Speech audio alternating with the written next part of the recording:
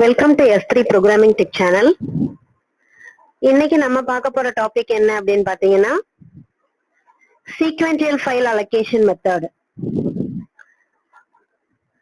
So இது எப்படி நம்ம ஃபைல் அலோகேஷன் பண்றது அப்படிங்கறத பார்க்க போறோம். அதுக்கு முன்னாடி என்னுடைய சேனலை சப்ஸ்கிரைப் பண்ணி வச்சுக்கோங்க, மற்றவங்களுக்கு ஷேர் பண்ணுங்க. So the files are normally stored on the disk. So the main problem is how to allocate the space to those files. So the disk space is utilized effectively and files can be accessed quickly. So நம்மளுக்கு files எப்படி ஸ்பேஸ எப்படி occupy பண்ணுது, அதுவே நம்மளுக்கு அந்த space occupy பண்ணிட்டாலும் நம்ம எடுக்கிறதுக்கு ஈஸியா இருக்கணும் இல்லையா? சோ அதுக்காக நம்ம என்ன பண்ணணும், கண்டினியூஸா நம்ம ஃபைலை ஸ்டோர் பண்ணணும். சீக்வென்ஷியலா பண்ணணும் அப்படின்னா வரிசையா இருக்கும், நம்ம எது தேவையோ அதை நம்ம எடுத்துக்கலாம். ஆனா இப்ப நம்ம 5th ஃபைல் எடுக்க போறோம் அப்படின்னா நம்ம அந்த 4 ஃபைலையும் தாண்டி தான் 5வது ஃபைலை எடுக்கணும், ஓகேவா? ஆனா ஆர்டர் படி இருக்கும். So the three major strategy of allocating disk space are in the wide in use. என்னென்ன 3 strategy அப்படின்னு பாத்தீங்கன்னா sequential, indexed and linked. So நம்ம இப்ப பார்க்க போறது என்ன அப்படின்னு பாத்தீங்கன்னா sequential allocation.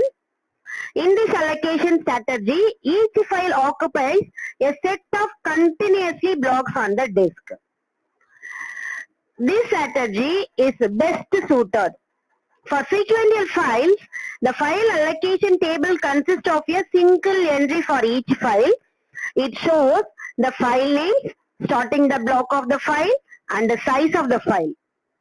The main problem with this strategy is it is difficult to find the continuous free blocks in the disk, and some free blocks could happen between 2 files. So நம்ம இப்ப என்ன பண்ண போறோம், கண்டினியூஸா நம்ம ஸ்பேஸ் அலோகேட் பண்ணி அதுல ஃபைலை ஸ்டோர் பண்ண போறோம். இதுலயும் டிஸ்அட்வான்டேஜ் இருக்கு. என்ன அப்படின்னு பாத்தீங்கன்னா கண்டினியூஸ் பிளாக்க நம்ம கண்டுபிடிக்கிறது ரொம்ப கஷ்டமா இருக்கு. டிஸ்க்ல கண்டினியூஸ் பிளாக் அப்படியே இருந்தாலும் என்ன ஆகுதுன்னா ஃப்ரீ பிளாக் 2 பிளாக் தான் இருக்கும். அதுக்கப்புறம் என்ன ஆயிருக்கும், ஃபுல் ஆயிடுக்கும். அதுக்கப்புறம் 2 பிளாக் இருக்கும், அதுக்கப்புறம் ஃபுல் ஆயிடுக்கும். சோ இந்த 2 பிளாக்ல நம்ம கொண்டு போய் ஃபைலை அசைன் பண்ண முடியாது.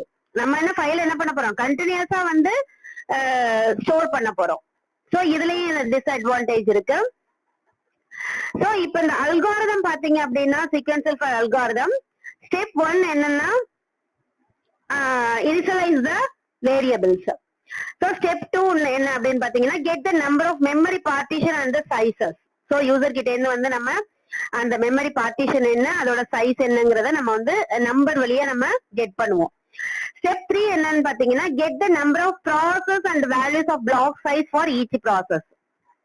அதே மாதிரி step 4 first fit algorithm searches all the entire memory block until a hole which is a big enough is encountered.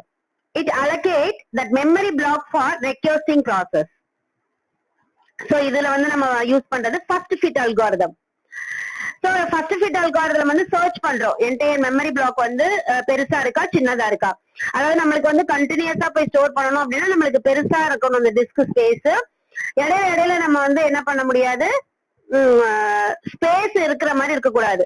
கண்டினியூஸா நம்ம என்ன பண்ணணும், நம்மளுடைய ஃபைலை ஸ்டோர் பண்ணணும். ஸ்டெப் 5 என்னன்னு பாத்தீங்கன்னா best fit algorithm searches the memory block for the smallest hole which can be allocated to recursing process and allocate it. Step 6 worst fit algorithm searches the memory block for the largest hole and allocate it to the process. Step 7 analyze all the 3 memory management techniques and display the best algorithm which utilize the memory resources effectively and efficiently. So step 8 close the program. ஓகேவா? So நம்ம இப்ப அந்த ப்ரோக்ராம பார்க்க போறோம்.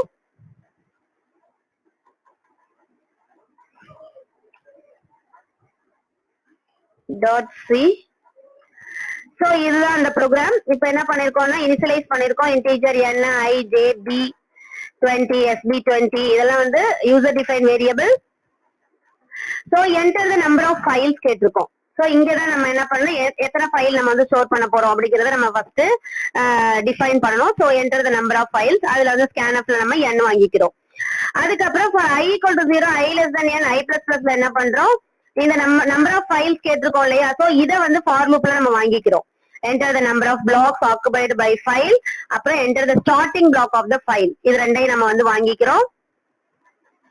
So அதுக்கப்புறம் என்ன பண்றோம், print பண்றோம் ஃபைல் நேம், அந்த starting block, length. for i equal to 0, i less than n, i plus plusல என்ன பண்றோம், enter the file name, enter the file name ஒன்னு வாங்குறோம். சோ இப்ப நம்ம அங்க வந்து ஃபர்ஸ்ட் எத்தனை ஃபைல்னு கொடுத்திருக்கோம் இல்லையா, அந்த ஃபைல்ல இருந்து ஒரு ஃபைல் நம்ம கொடுத்தோம்னா அது வந்து ஃபைல் நேம், அந்த ஃபைல் நேம் என்னன்னு சொல்லிட்டு ஒரு லென்த் என்ன, பிளாக்ஸ் ஆக்குபைடு என்ன அப்படிங்கறத நம்மளுக்கு சொல்லும். அதுதான் நம்ம கீழே இங்க போட்டிருக்கோம். enter the file name, file name கொடுத்தோம்னா ஃபைல் நேம் இஸ் அப்படின்னு சொல்லிட்டு அதோட எக்ஸ், printf வந்து length b of x minus 1, blocks occupied ஆக்குபைடா இல்லையாங்கிறத நம்மளுக்கு சொல்லும். அதுக்கப்புறம் for i equal to 0, i less than b of x minus 1, i plus plus, இது என்ன அப்படின்னு பாத்தீங்கன்னா அந்த பிளாக் சைஸ் நம்மளுக்கு வந்து சொல்லும். ஓகேவா? சோ அவ்வளவுதாங்க ப்ரோக்ராம் இதுல. சோ இங்க வந்து என்ன பண்றோம், blocks occupied by file வந்து b of i வாங்குறோம் அறையில. அதே மாதிரி ஸ்டார்டிங் பிளாக் வந்து sb of i அங்கிற அறையில வாங்குறோம். அப்புறம் என்ன பண்றோம், t of அறையில வந்து sb of i வந்து ஸ்டோர் பண்றோம். for j is equal to 0, j greater than b of i, j plus plus அப்படியா இருந்ததுன்னா நமக்கு என்ன ஆகும், c of i j ல வந்து இது வந்து ஸ்டோர் ஆகும் i plus plus. ஓகேவா? சோ இப்ப கண்ட்ரோல் x கொடுத்துட்டு இப்ப நம்ம ரன் பண்ணுவோம்.